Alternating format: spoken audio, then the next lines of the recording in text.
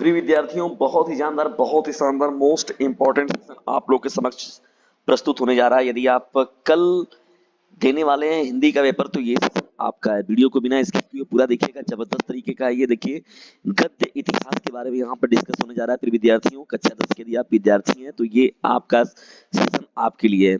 24 फरवरी को यदि board examination में बेहतर करना चाहते हैं, गद्य इतिहास को पूरी तरीके से कवर करना चाहते हैं, तो वीडियो को बिना स्किप किए हुए पूरा जरूर देखिएगा। चलिए आइए स्टार्ट करते हैं 24 फरवरी के लिए इस मोस्ट इंपॉर्टेंट सेशन को। पहला देखिए प्रश्न क्या है। फिर विद्यार्थियों जबरदस्त तरीके से चला जाए, लाइक और शेयर जबरदस्त तरीके से कर दीजिएगा।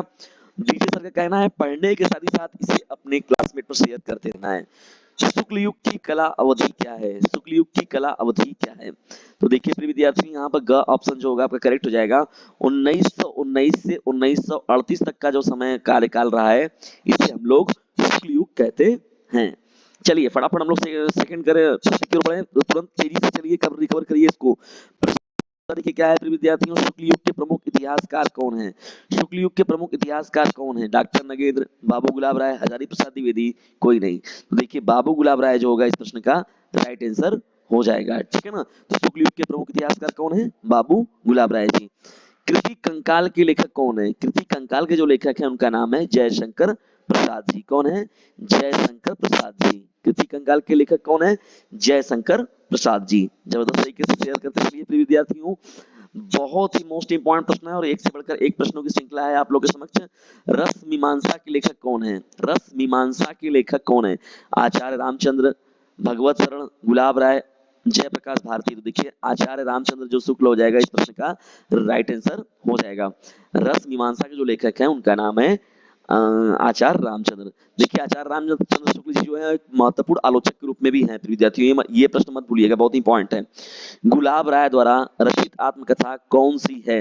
मेरी जीवन प्रवाह, मेरा जीवन प्रवाह, मेरी असफलताएं, मन की बातें, नई पौध। तो देखिए मेरी असफलताएं जो होगा विद्यार्थियों गुलाब राय द्वारा रचित आत्मकथा हो जाएगा आपका।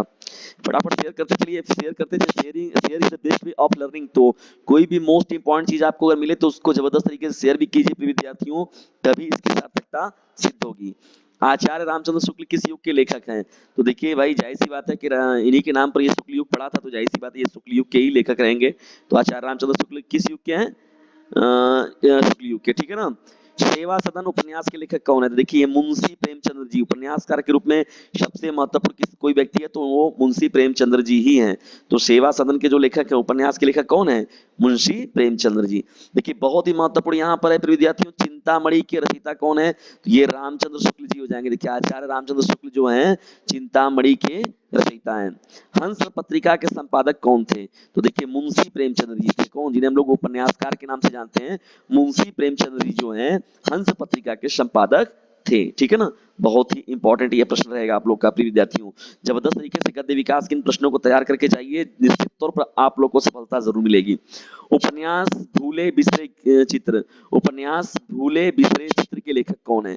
तो भगवती चरण हैं। कौन है? भगवती चरण जी हैं। ठीक है ना? जबरदस्त तरीके से इसे शेयर कर दीजिए प्रिय विद्यार्थियों, बहुत ही मोस्ट इंपॉर्टेंट है। यही रात अंतिम, यही रात भारी है आप लोगों के लिए, बस एक रात की है कहानी। पंच परमेश्वर कहानी के लेखक कौन है? पंच परमेश्वर कहानी के जो लेखक है उनका नाम है मुंशी प्रेमचंद्र। क्या नाम है उनका? मुंशी प्रेमचंद्र। 12वां देखिए प्रश्न क्या है। पंचांग, पंचांग दर्शन के रचनाकार कौन है? तो देखिए मथुरानाथ शुक्ल हैं। कौन है? मथुरानाथ शुक्ल जी जो हो जाएंगे पंचांग दर्शन के रचनाकार हो जाएंगे। 12वें का विकल्प नंबर क जो होगा आपका राइट हो जाएगा। ठीक है? 13वें प्रश्न की ओर आइए बढ़ते हैं हम लोग, देखते हैं फटाक से। 13वां देखिए हम लोग का प्रश्न क्या है। आकाशदीप के लेखक कौन है?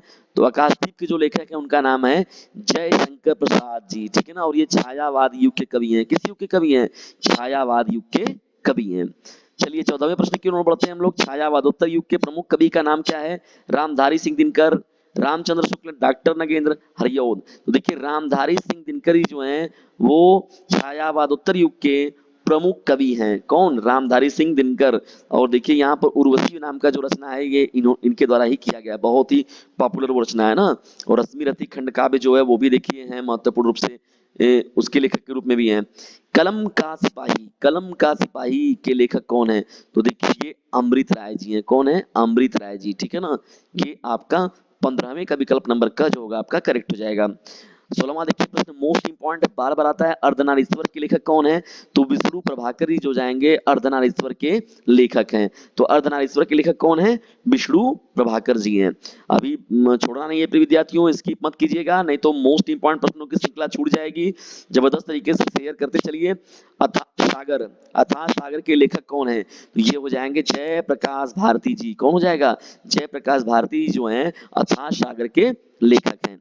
मेरी आत्मकथा जीवनी के लेखक कौन है? मेरी आत्मकथा जीवनी के लेखक कौन है?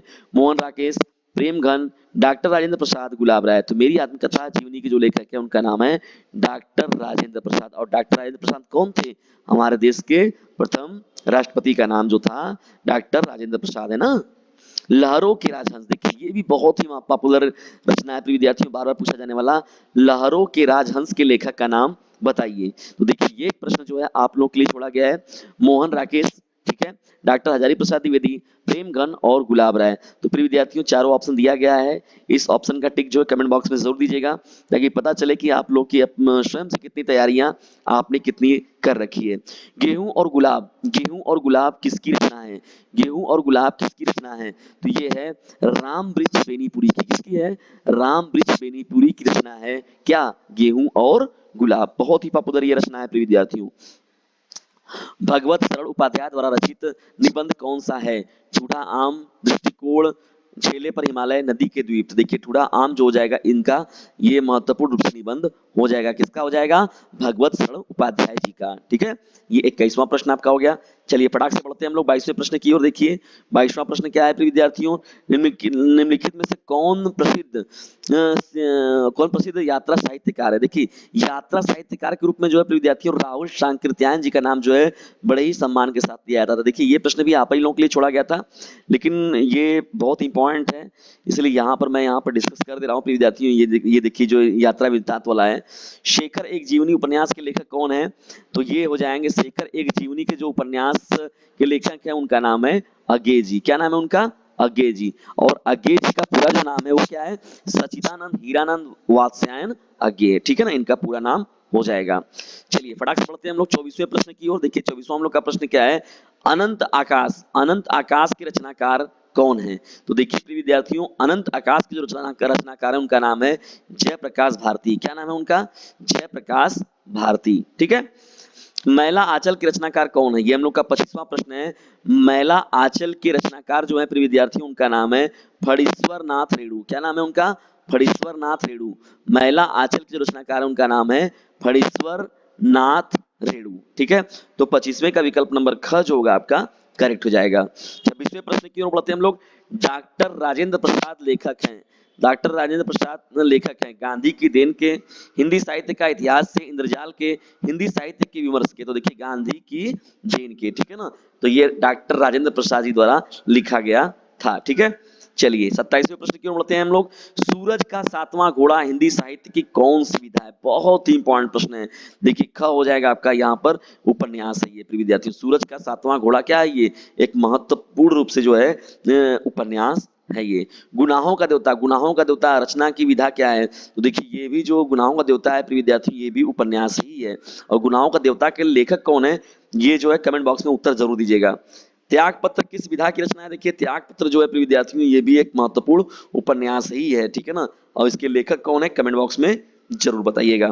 स्मृति की रेखाएं साहित्य की विधा है, जीवनी, भेंट वार्ता, संस्मरण, नाटक। तो देखिए प्रिय विद्यार्थियों स्मृति की जो रेखाएं हैं वो है क्या? संस्मरण हो जाएगा आप लोग का। हिंदी गद्य की कौन सी विधा है? तो संस्मरण यहाँ पर आपका राइट हो जाएगा। ठीक है ना, तो ये था प्रिय विद्यार्थियों आप सभी लोगों के लिए 30 प्रश्नों का महत्वपूर्ण संग्रह जो कि गद्य विकास से संबंधित था।